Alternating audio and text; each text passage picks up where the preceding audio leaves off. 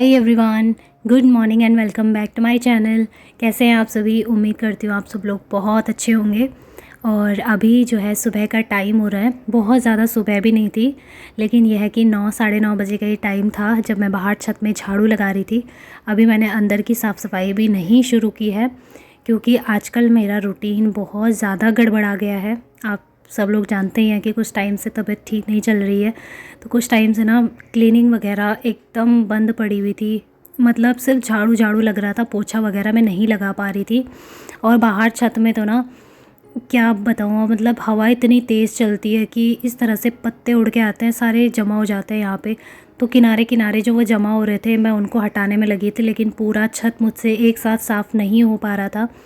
तो आज मैंने फाइनली थोड़ा सा हिम्मत करके काम शुरू कर ही दिया है, अंदर का भी और बाहर का भी। तो बाहर छत में झाड़ू वगैरह लगाने के बाद मैं अंदर रूम में आ गई थी।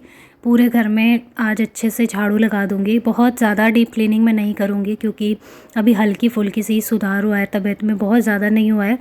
लेकिन एकदम से अगर मैं काम में लग जाऊंगी ना तो फिर और ज़्यादा मेरी तबीयत ख़राब हो सकती है।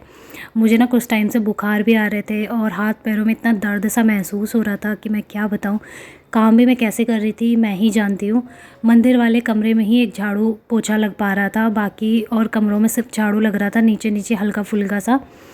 और कुछ करने की हिम्मत नहीं हो पा रही थी। इतना भी मैंने कैसे किया मैं जानती हूँ। तो बस यहाँ पे एक बार झाड़ू लगा दिया, अभी मैं लगा रही हूँ पोछा फिनाइल डाल के। तो पूरे घर में पोछा लगा दूंगी, पहले इधर की तरफ और बाद में जाऊंगी मंदिर वाली साइड में। तो एक मंदिर वाला ही रूम था जिसमें झाड़ू पोछा बराबर हो रहा था। कभी मैं कर रही थी, कभी मेरे हस्बैंड कर देते थे। तो इस तरीके से काम चल रहा था कुछ दिनों से। लेकिन अब जब बहुत ज़्यादा मुझे गंदा लग रहा था तो मैंने कहा नहीं, ऐसे ही कैसे छोड़ दूँ। फर्श पे ऐसे ना दाग से पड़ रहे थे, निशान से, क्योंकि अंदर बाहर जाता है तो पैरों के निशान भी पड़ जाते हैं। कई बार कुछ खाने पीने की चीज़ें ही गिर जाती है, तो वो सब पोछे से ही साफ़ हो पाता है। भले झाड़ू मैं लगा रही थी और वो भी ना कोई टाइम नहीं था फिक्स। कभी 10 बजे लगा लेती थी, कभी 11, कभी 12। तो इस किस्म का हिसाब हो रखा था, प्रॉपर नहीं लग पा रहा था। और पोछा तो मैं लगा ही नहीं रही थी, क्योंकि मैं मुझसे ना बैठा नहीं जा रहा था। जैसे मैं बता रही हूँ कि पूरा बदन दर्द हो रहा था, तो बैठना पॉसिबल नहीं हो पा रहा था, इसलिए मैं नहीं लगा रही थी। और अब जाके जो है कुछ टाइम के बाद 6-7 दिन बाद मुझे ठीक फ़ील हो रहा है। तो अब जाके मैं ये सारा काम कर रही हूँ, वरना तो मेरे क्या ही बताऊँ, इतनी वो हो गई थी ना सिचुएशन ख़राब। कभी कभी होता है ना, आपके साथ ऐसा हो ही जाता है। तो पूरा घर ऐसा अस्त व्यस्त सा पड़ा हुआ था कि मुझे देखने में ऐसा लग रहा था कि पता नहीं मैं कहाँ आ गई हूँ। क्योंकि जब आपकी हैबिट होती है डेली की कि आप अच्छे से साफ़ सफाई कर रहे हो, अपने घर को सजा के रख रहे हो पूरा, मतलब ज़्यादा भले आप ना करो लेकिन कम से कम चीज़ें तो अपनी जगह पे होनी चाहिए। तो वो भी नहीं हो रहा था। सारी चीज़ें कुछ बेड में पड़ी थी, कुछ सोफ़े पे पड़ी थी, ऐसा ही चल रहा था। तो आज जाके मैंने सारी चीज़ें हटाई है, अच्छे से किया है। और इन सब चीज़ों में ना मेरे हस्बैंड ने मेरी बहुत हेल्प किया है पिछले कुछ टाइम से। खाना बना नहीं पा रही थी मैं, कभी कभी 2-3 टाइम वही खाना बनाने में लगे हुए थे। कल भी वीडियो नहीं आ पाया, तो उसके लिए भी माफ़ी चाहती हूँ, क्योंकि कल भी ना मेरी ऐसी हालत हो गई थी। रात भर नींद नहीं आ रही है तो कैसे मतलब काम करूँ, कुछ समझ में नहीं आ रहा था। उसके बाद नाश्ता हमने जो किया था उसके सारे बर्तन यहाँ पे रखे हुए थे मैंने इकट्ठा करके, तो उनको धुलूँगी अभी।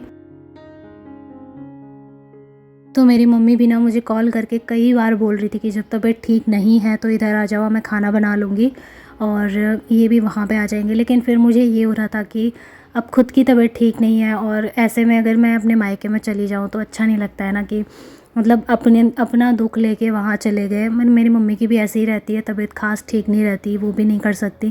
पर क्योंकि मैं बेटी हूँ तो उनका दिल जो है वो हो रहा है कि यार वो कैसे काम कर पा रही होगी ऐसे सिचुएशन में। शादी से पहले भी मुझे ये प्रॉब्लम होती थी, खांसी होती थी, सूखी खांसी, जैसे गरम की, मैंने बताया भी है कि गरम से होती है मुझे। तो मम्मी को पता था कि ये जब इसको ऐसी खांसी उठती है ना तो ये कुछ करने के लायक बचती ही नहीं है, मतलब खड़ी तक नहीं हो पाती थी अपने बेड से।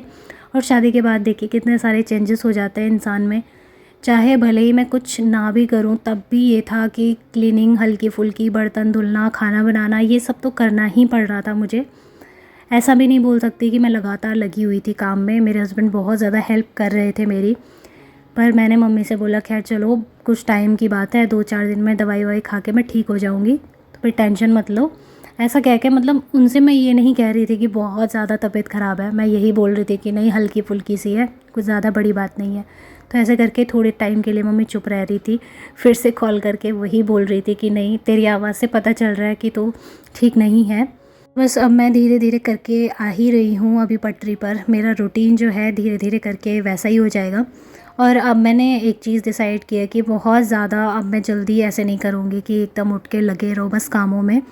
काम भी करूँगी लेकिन लिमिट में करूँगी, क्योंकि कई बार क्या होता है ना, कुछ आदतें हमारी अच्छी भले ही हों लेकिन उन आदतों से हमें प्रॉब्लम भी होती है।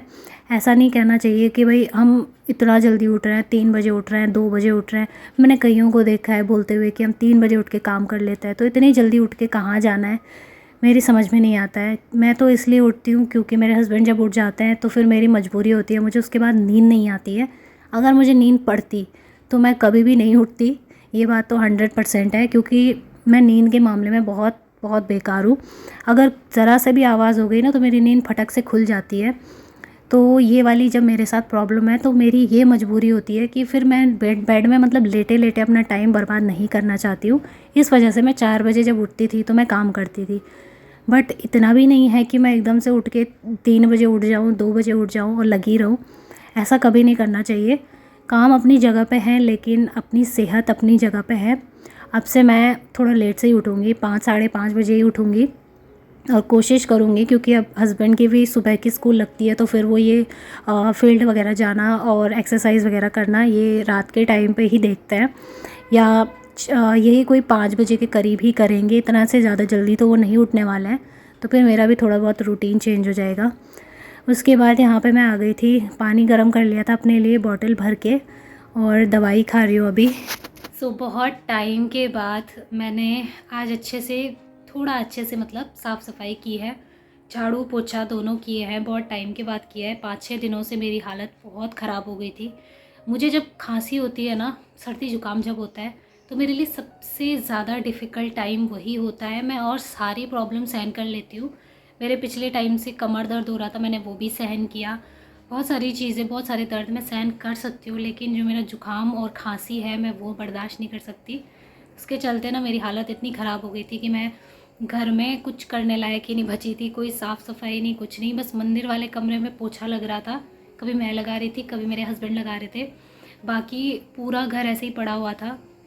सिर्फ झाड़ू लगा रही थी, वो भी उस टाइम पे लगा रही थी जब मेरे थोड़ा ही ठीक लग रहा था। ऐसा नहीं है कि सुबह उठ के मैं झाड़ू लगा रही थी। कभी 10 बज जाते थे, कभी 11, कभी 12, ऐसे मैं झाड़ू लगाती थी। और आज जो है मुझे काम करते करते 12 बज गए, क्योंकि मैंने दोनों काम साथ में किए, बहुत आराम आराम से किए हैं। हस्बैंड बोल के गए थे कि जल्दी जल्दी ऐसे मत करना जैसे तुम करती रहती थी, इतना काम मत करना एक साथ, अभी तुम्हारी तबीयत ठीक नहीं हुई है। तो मैंने वो बात मानी और एकदम से नहीं लगी, मैं बहुत आराम आराम से की, तभी जो है आज 12 बज गए। दाल रखी हुई है मैंने किचन में, दाल बन रही है और दिन में आज दाल चावल बनाऊंगी। तो इस तरीके से मैं काम कर रही हूँ। और आजकल पिछले 1 हफ़्ता मेरे लिए बहुत ज़्यादा डिफ़िकल्ट रहा है। पिछले एक हफ्ते से मैं इतनी ज़्यादा परेशान हो गई हूँ, मैं बता नहीं सकती। तो मेरे साथ भी ऐसे ही हो रहा था, पहले गले में खराश लगी, उसके बाद ज़ुकाम हो गया, उसके बाद मेरा पूरा बदन दर्द, इतना ज़्यादा सर्दी ज़ुकाम से मैं घायल पड़ी हुई थी। पूरा दिन भर मैं बेड में लेटी रहती थी और कुछ काम करने का मन नहीं करता था, ना ही तो मेरी पढ़ाई हुई। 1 हफ्ते से मेरी पढ़ाई भी ऐसी ही हो रही है बर्बाद। तो आज मैंने बुक्स निकाली हैं, थोड़ी देर देखती हूँ, हिम्मत पड़ती है, जब तक बैठी रहती हूँ तब तक पढ़ाई करूँगी। चलिए अभी पढ़ाई कर लेती हूँ, बाद में आप लोगों से मिलती हूँ। उसके बाद ये है सीधा रात के टाइम का वीडियो। तो शाम का टाइम हो रहा था, रात तो नहीं हुई थी, लेकिन बाहर अंधेरा सा आप लोगों को दिख रहा होगा, क्योंकि बाहर ना मौसम बहुत चेंज हो गया था, हवा चल रही थी और पत्ते इतने उड़ के आ जाते हैं ना कि मैं क्या ही बताऊँ आपको। सुबह साफ़ किया था और अभी फिर वैसा ही हाल हो जाता है, 2-3 बजे से ही हवा चलने स्टार्ट हो जाती है। तो ये जैसा कि मैंने बताया, पालक रखा हुआ था, थोड़ा सा पालक को धो लिया है अच्छे से। उसके बाद जो है इसको मैं गलाने के लिए रख दूँगी पानी डाल के कुकर में। जैसे ही 2 सीटियाँ आ जाएंगी तो फिर बंद कर दूँगी और सीधे इसको पीसना होता है। तो कुछ चीज़ें ऐसी होती है ना जो करने का भले ही मन ना करे, लेकिन जब बन जाती है तो खाने में बहुत टेस्टी लगती है। तो पता नहीं क्यों, जैसे इतने टाइम से मुँह का स्वाद ही बिगड़ गया था, दवाई खा खा के मेरा मन कर रहा था कुछ चटपटा सा खाऊं। तो अचानक से मेरे दिमाग में यही आया कि क्यों ना मैं पालक मशरूम बना लूं। हालांकि मुझे मशरूम उतने पसंद नहीं हैं, सच बताऊँ तो मैं मशरूम की सब्ज़ी बहुत अच्छे से नहीं खाती हूँ, मतलब एकदम चाव से नहीं खाती हूँ, लेकिन ये है कि जब पालक के साथ मिल के बनाती हूँ मिक्स करके उसको, तो फिर अच्छी लगती है। थोड़ी हरी मिर्च वगैरह पीस के, अदरक लहसुन का पेस्ट बना के इसमें डाल दिया तो काफ़ी टेस्टी होती है। आजकल बहुत मन कर रहा था क्योंकि मुंह का स्वाद एकदम बिगड़ गया था, और 2-3 दिन से हल्का फुल्का दलिया खिचड़ी वगैरह मैं बना रही थी अपने लिए, तो थोड़ा चेंज करने के लिए मैंने इस टाइम ये किया। और अभी देखिए फ्रेंड्स, यहाँ पे ना 2 सीटियाँ आ गई थी, रात का टाइम हो गया है, तो जब तक ये ठंडा होता है इसमें डाल देती हूँ, फिर कुकर खाली हो जाएगा, उसको धो के अलग रख दूँगी। ज़्यादा काम बढ़ाना ठीक नहीं है अपने लिए। मैं तुरंत हाथ के आती इस कुकर को भी धो लूँगी। अभी ये गर्म था तो मैंने इसलिए पीसा नहीं। एक बार ना एक्चुअल में मैंने क्या किया, जल्दी जल्दी के चक्कर में, यही पालक का साग बना रही थी मैं, मिक्सी में डाला और पीसने लगी, वो पूरा बाहर आ गया और मेरे मुंह पे, सर में ऐसे पूरा, मतलब मिक्सी से निकल के ना वो ऐसे पड़ गया था। तो मुझे उस दिन से बहुत डर लगता है गर्म चीज़ों को मिक्सी में पीसने से। तब से मैंने कभी गलती नहीं की, कभी भी मैंने गर्म चीज़ें नहीं पीसी। तो अभी जो है ठंडा हो गया था जब, तब पीस लिया था मैंने। यहाँ पे डाल दिया प्याज अदरक लहसुन का थोड़ा सा पेस्ट बना के डाल दिया था। उसके बाद जो है इसमें मैं डालूँगी टमाटर, क्योंकि मैंने टमाटर कद्दूकस किया है, और जब ये पक जाएगा तब मैं इसमें डालूँगी बाकी मसाले। तो ऐसे ही मैं सिंपल तरीके से बनाती हूँ मशरूम और पालक की जो ये सब्ज़ी बनती है, बहुत टेस्टी होती है, और ख़ास करके हेल्दी भी बहुत ज़्यादा होती है। अगर आपकी तबीयत ठीक नहीं है या आपको कुछ ऐसा फ़ील होता है, कमज़ोरी महसूस होती है, तो पालक से बेटर और कुछ भी नहीं हो सकता। ये आपकी आँखों की रोशनी भी तेज़ करता है, प्लस इसमें बहुत सारा आयरन पाया जाता है, तो आपको जो खून की कमी होती है, ख़ासकर लेडीज़ की बॉडी में होती है, तो वो कमी पूरी हो जाती है। यहाँ पर मैंने मसाले वगैरह डाल के, थोड़ा सा मैंने इसमें पनीर मसाला भी डाल दिया था, अच्छा टेस्ट आता है डाल के, और उसके बाद मैंने इसको थोड़ा सा पकने के लिए छोड़ दिया है। जैसे ही पक गया तो मैंने यहाँ पे देखिए साग डाल दिया था। उसके बाद मशरूम को क्या किया ना, मैंने गर्म पानी करके उसमें उबालने के लिए छोड़ा था, तो मैंने मशरूम भी इसमें डाल दिए थे। अभी जो है टाइम हो रहा है 10 बजे का, और साथ ही टाइम हो रहा है मेरी दवाई खाने का, तो दवाई खा लूँगी और उसके बाद मैं आराम करूँगी।